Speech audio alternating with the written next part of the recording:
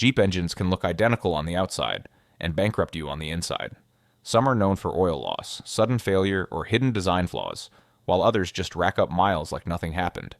Today we're breaking down 3 Jeep engines to avoid and 4 that are genuinely worth owning, from worst to best. And there's one engine people swear by hiding a deal breaker for most buyers.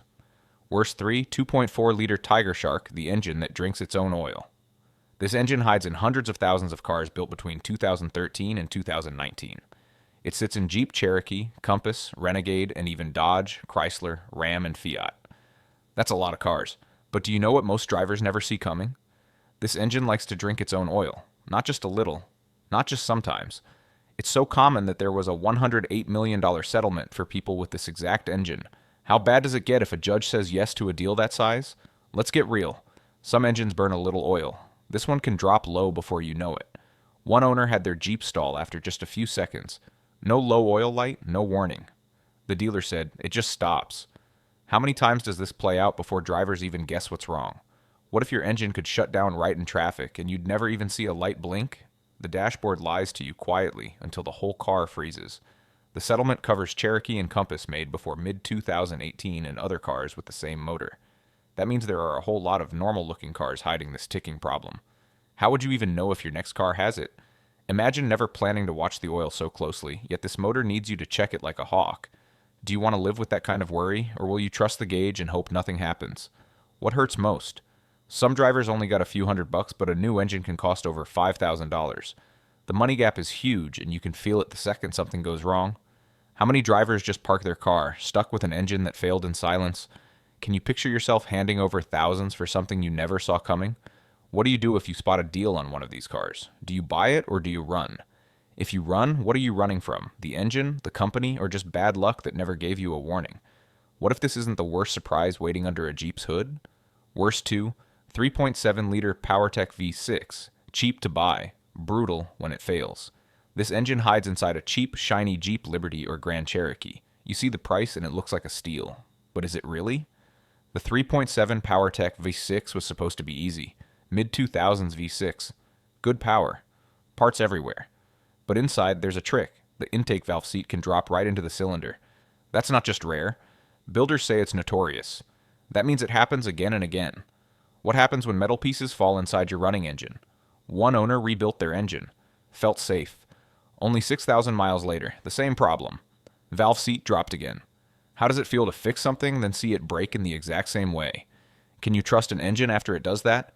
If you find a Jeep with a rebuilt 3.7, do you know who fixed it or if they did it right? What if the weak part is still there, waiting? When a valve seat falls out, it can destroy the piston, the valve, even the head. Fixing this isn't cheap.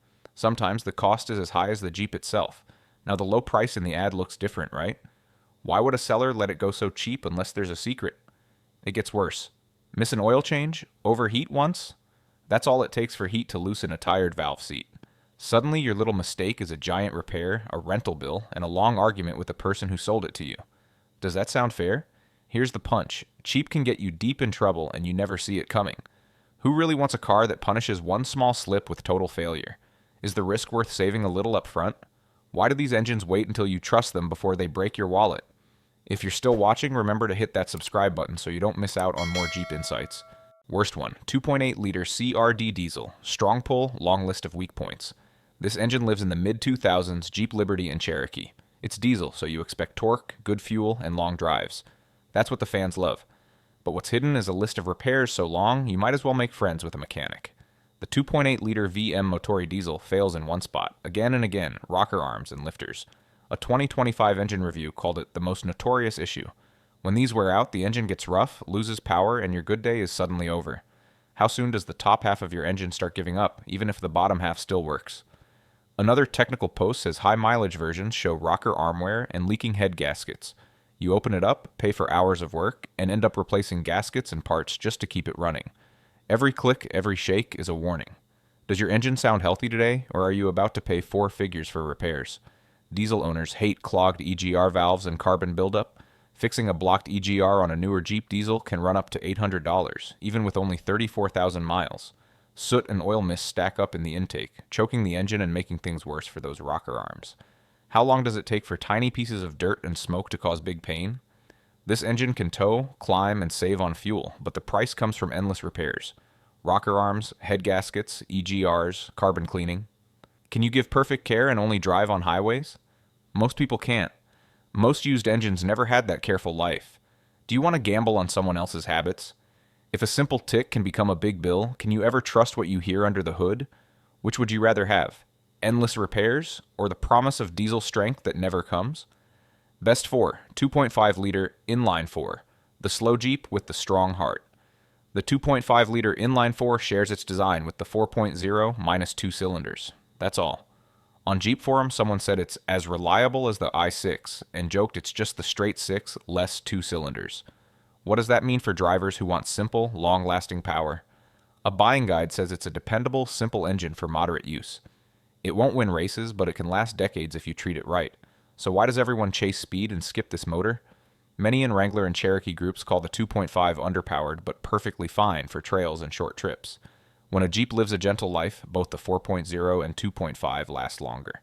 But how long can a small engine work without big bills? The trick is that most buyers ignore this engine, so prices drop. Is it smart to choose the slow engine when you want something that never surprises you with a big repair? If everyone else overlooks it, do you get the better deal by being patient? Is power what you need, or is it really peace of mind and no big surprises? What will you pick when it comes to your own Jeep? Would you trade speed for an engine that almost never quits, even when others have given up? Best 3, 3.6-liter Pentastar 5.6, modern workhorse with clear rules. The 3.6-liter Pentastar 5.6 became the heart of almost every new Jeep, Wrangler, and Grand Cherokee after 2011. It puts out around 285 to 295 horsepower, and even made Ward's 10 best engines in 2012. That's strong praise. Shops and owners say it pulls well, sips fuel, and parts are easy to find. Is this the safest choice for a newer Jeep? But the weak spots show up early. Cylinder number 2 on the early versions is trouble. An engine shop report in 2025 said the cylinder head there can fail, and overheated valve seats lead to misfires and rough running. On Jeep Garage, one owner said a rocker arm failed and tore up the camshaft.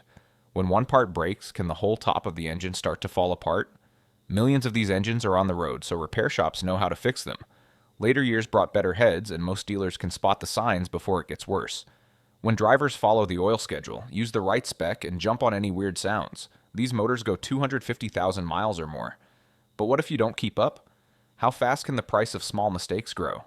If you find a quiet Pentastar with records, it's usually safe, but a cheap one with a rough idle could eat rocker arms and camshafts until you've paid more than you saved. Are you ready to check every sound, every code, every mile? What's safer, paying more for a well-cared engine or risking it on a cheaper one with secrets hiding inside? Does this engine really earn its reputation, or is it just waiting for one missed oil change to turn on you?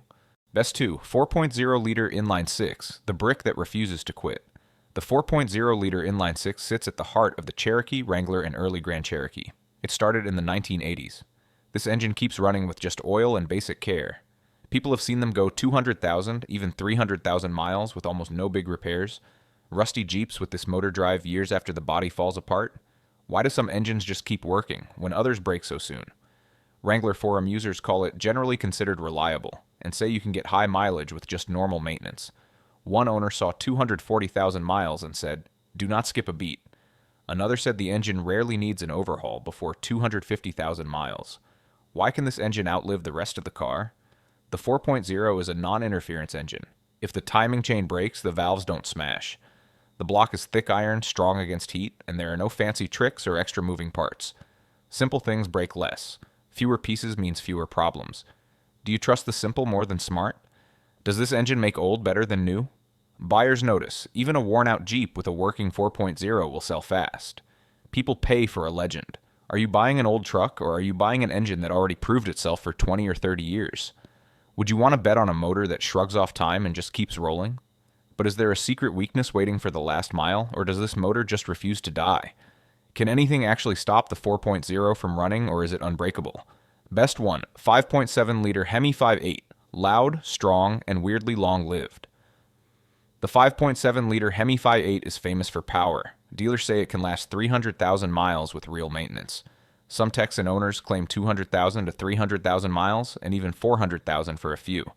On Facebook, an owner said their 2007 Hemi had over 200,000 miles and still ran well, despite a Hemi tick of 120,000. Are these engines just built tougher, or is there more to the story?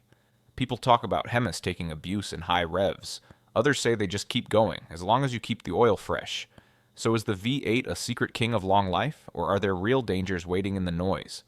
Common problems pop up. The Hemi tick can mean broken exhaust bolts, noisy injectors, or worse, worn lifters and cam lobes. The multi-displacement system might misbehave after 80,000 to 100,000 miles. A tick costs a few hundred, but a cam job can mean thousands. Is the thrill of power worth the risk of expensive repairs, or does care really make all the difference? The big twist: handle the basics, watch for the classic trouble, and the Hemi can outlast many small engines. Would you rather pay more for gas and never worry, or gamble on efficient engines that don't go the distance? If you could trade fuel bills for a motor that won't quit, would you do it? Which engine would you bet your own money on, right now, if you had to keep it forever? That's it for Jeep engines. Some worth every mile, others a total headache. If you want more real talk without the drama, hit subscribe. Next time we'll crack open something even wilder.